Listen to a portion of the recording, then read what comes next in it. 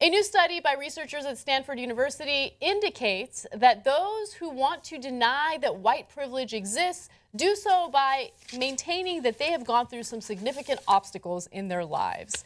Now, this was a study that was published in the Journal of Experimental Social Psychology, and the findings were really interesting. So the subjects in the study were separated into two groups. The group that was shown evidence of white privilege claimed more hardships than those not exposed to evidence of privilege. Okay?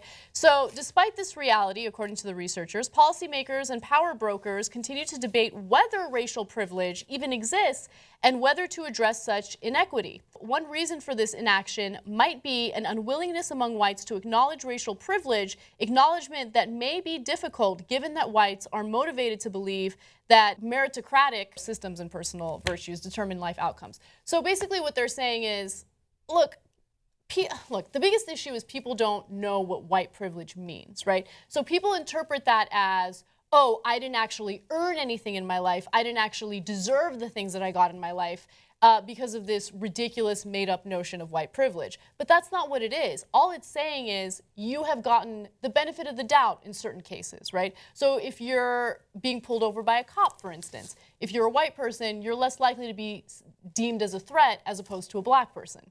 So that's white privilege. That doesn't mean that you're doing anything wrong. It's just the way that society perceives you as a person who is not black or Hispanic. It requires you to acknowledge that people not like you, people who a rational person knows have a more difficult time, have more impediments to success. If you're born in poverty, whether you're white or black, that you're going to have other obstacles that you didn't have. It doesn't mean then that you have to create obstacles for yourself. To be fair, you still get to have what you have. That's how America works. You just have to be aware of other people. Yeah. It requires a degree of inherent empathy. That's it. That's all it requires. But right now, we lack empathy in so many different cases, whether it comes to the Muslim community, whether it comes to the black community, those who have been brutalized by police. There's just no empathy whatsoever.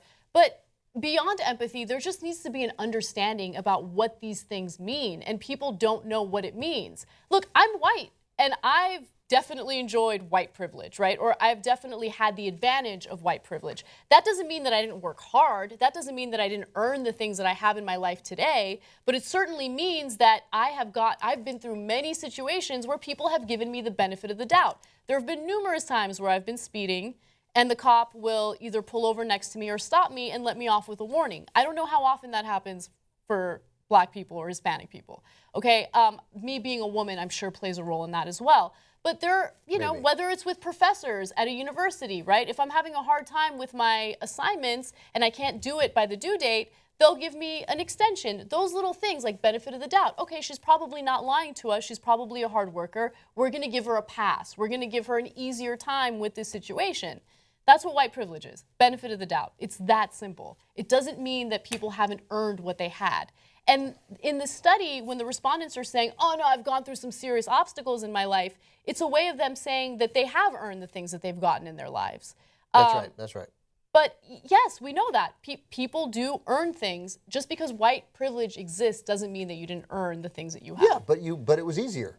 Yeah. It might have been easier. That's okay. I don't know what's so hard about admitting that.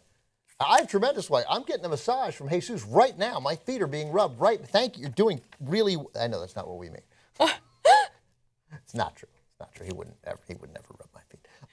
But no, look. It was. I worked to get the jobs that I had. I worked hard. I earned incredibly little money in Charleston, South Carolina. But it would have been harder.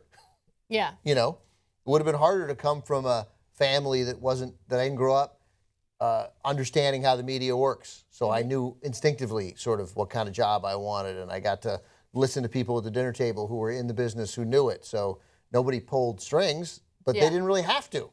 Like, they pulled the strings in the manner in which they raised me, that it was pretty easy by the time there. That said, I went to journalism school, went to the same journalism school my father went to. You have a part of the paper you fill out what other relatives went to that graduate school, and I put my dad. Yeah.